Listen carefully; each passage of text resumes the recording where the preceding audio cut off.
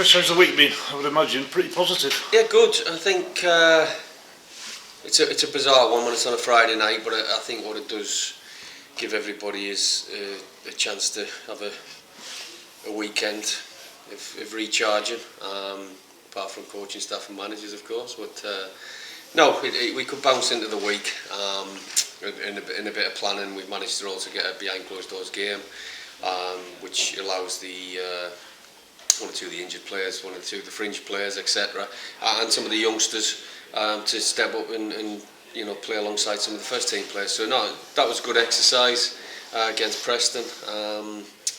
It's been a good week so far. Going back to Port Vale at half time, just approaching half time, did your team talk suddenly change? No. I think obviously to go behind, I think it would have made it a little bit easier in respect to sort of thinking, right, we can go on and win this game, but it didn't. I think I was disappointed in respect of how we started. We weren't terrible, but by the standards that we've set ourselves in recent weeks, we were just a little bit off it. Possibly with the changes, and as I say, getting to know each other again in different aspects. But no, it certainly didn't change. I wouldn't have changed how I addressed it. But the pleasing thing was you got a response, and I thought second half we were very, very good. Another addition this week with Jermaine coming in last week, Ryan Lowe in this week. What's he going to bring? Obviously, we know what he can do as a player. What about as a coach? Yeah, I think. Well, he's on the journey now, and he understands it, and he's understands the club inside and out. And I say the similarities in that respect with myself, and I think that's important. Anybody who comes into the football club, certainly from the different angle of coaching, managing, producing kids, has got to really understand what's expected and what we want to try and achieve as a football club. And he does that, and as I said, the player aspect, he's got something to offer if called upon. In fairness, he's done fantastic at Crewe, leading goal scorer. So that's one thing we all know he can do. He can still score goals.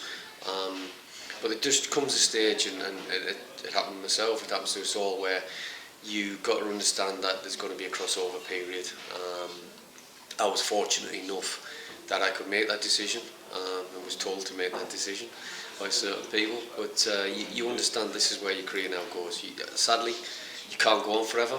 You can't play forever. We're not Peter Pan, but he's now understands just where he needs to be and what he needs to do, and it's a new stage, and he's got to learn. He's got an awful lot to learn.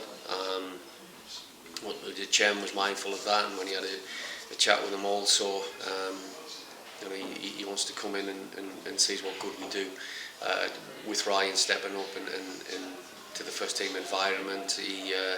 Ryan can certainly help out as well with the development of a lot of the good youngsters that we have, and he'll aid as well. And as I say, he'll help us out in respect of what we've done, because we've done a lot of hard work myself, Ryan and Chris, to get us into just the position where we are, and I think we need to take that forward. So Ryan understands that, and he'll understand the work ethic now that he's got to join on this side, because it's you ask anybody, it suddenly changes, and you think it should in essence become easier. The actual hours and the commitment do get harder, but he's prepared to do it. He understands it. Was he somebody that you identified that you want as part of your staff? He's someone that, as I say, that I think he's always had a desire to come onto this side, but from the first time when myself and Alan brought him back, I think you saw that that he was someone, and it's not as often happens now where someone's as willing to pass on their advice to peers. I think the selfish nature of how the game has sometimes become that everybody looks after the product number one, whereas you could see that Ryan was trying to help youngsters, he was trying to help teammates. He's got the aloofness and that madness that you sometimes need to be on this side, but he had that winning edge, so he was someone that I could definitely see coming into this side of things later on in his career, and proof's in the pudding. That's why he's here. You know, he's got an awful lot to offer on his side, an awful lot to learn, just like I still have. But it's over 20 odd years now I've been doing it, and you do just keep picking up. And I think you've got to be able to adapt to change. The game is always changing, whether that's in systems and nutrition or how you handle players. It's always changing, and I've been fortunate enough to be able to change with the times, and I've got to make sure that I continue to do that. That's something that I'll sort of reiterate to Ryan.